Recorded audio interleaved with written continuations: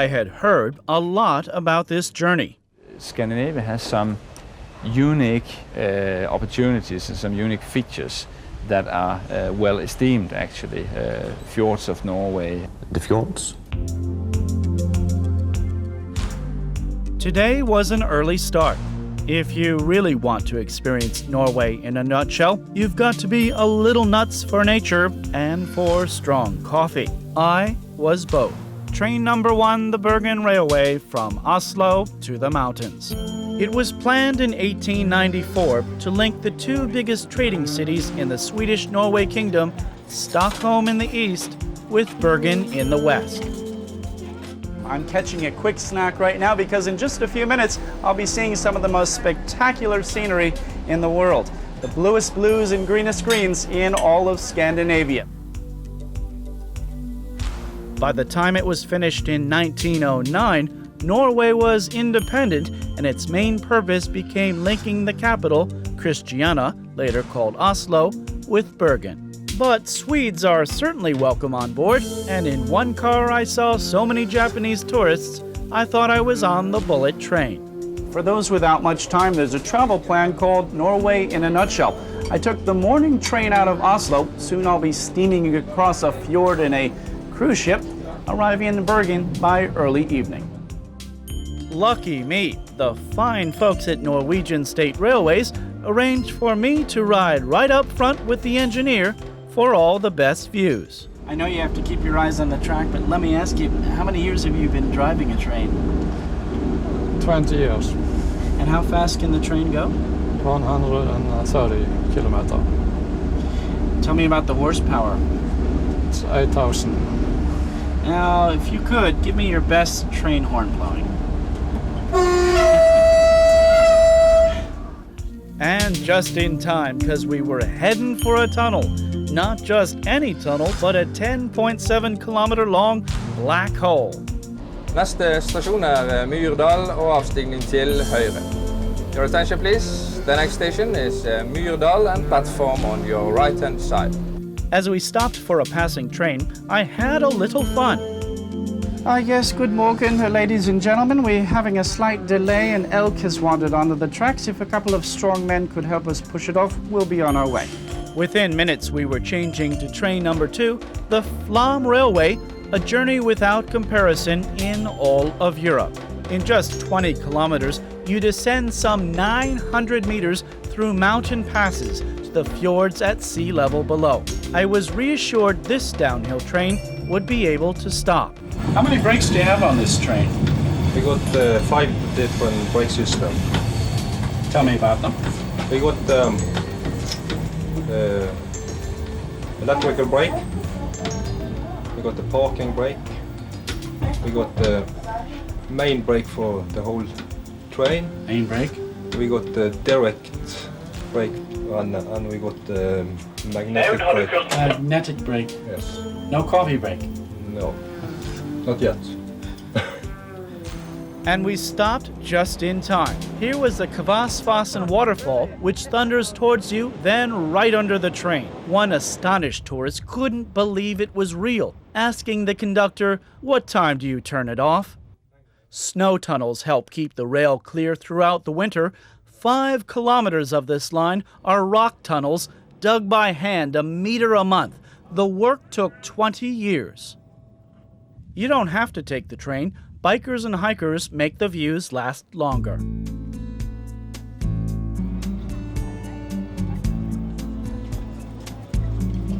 Having arrived in Flam, I felt bonded to old Bessie, man to machine.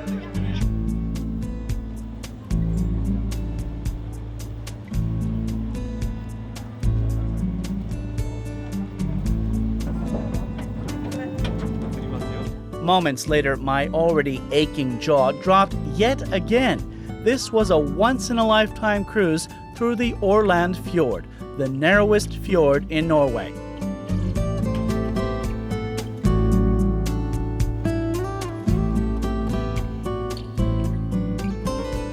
I'm from Stokke in Vestfold in Norway.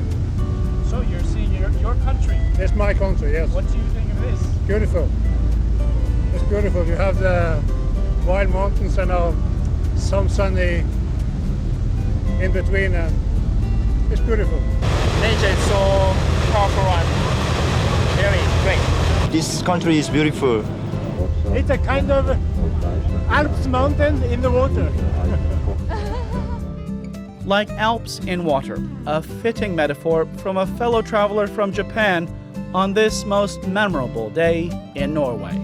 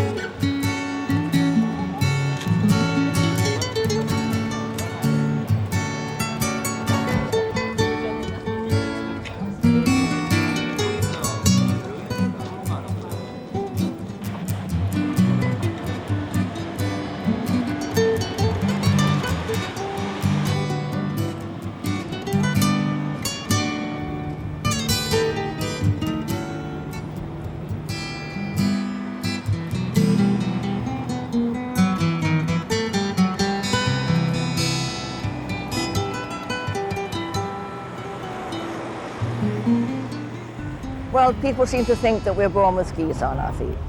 No, not everybody, not Westerners.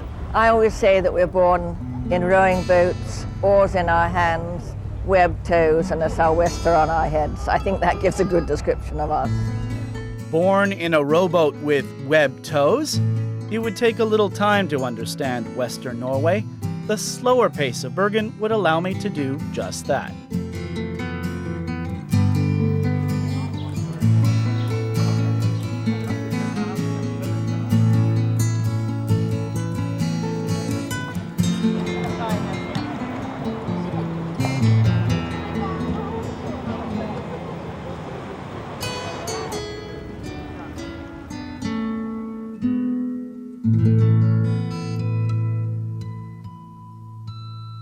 Bergen is the birthplace of composer Edvard Grieg, who was born here in 1843. Here in western coastal Norway, it's easy to be inspired by the natural beauty. One of those inspired in Bergen is Bergen's favorite son, Edvard Grieg, Norway's most beloved composer. You can visit his home and visit his museum in his honor as you understand the man behind the music. Technically and artistically, he's considered world class.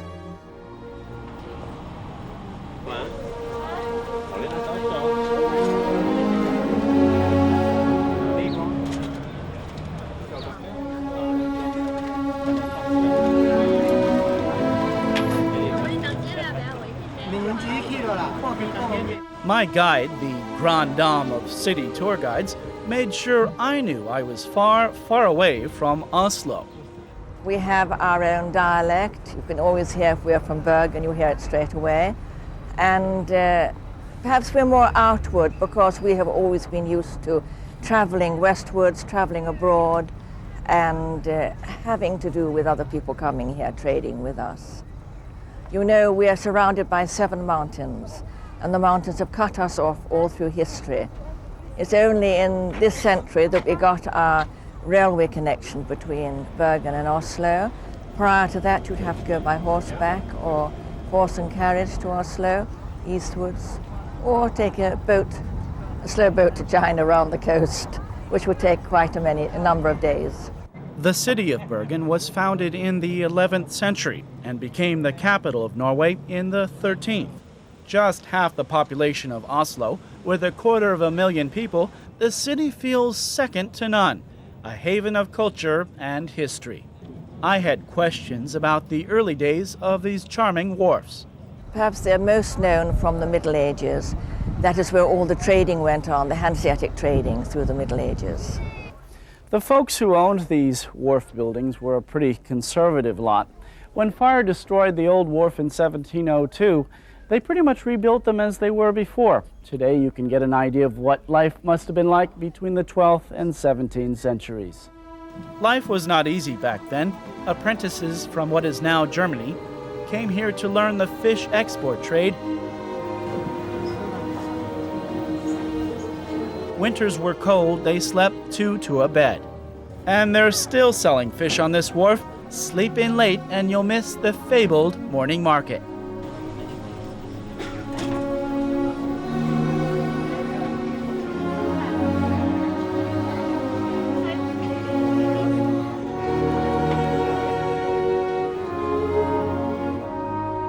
Many Korean people like salmon caviar, especially. Japanese people like to eat whale, and they eat raw whale here.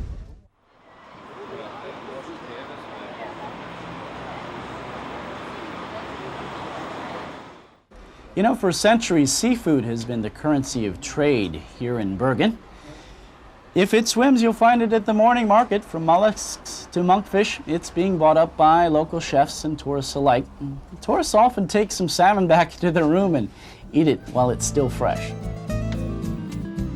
Also popular for purchase by Asian visitors are reindeer hides, sweaters, and statues of trolls. When you've had enough salmon sushi for the day,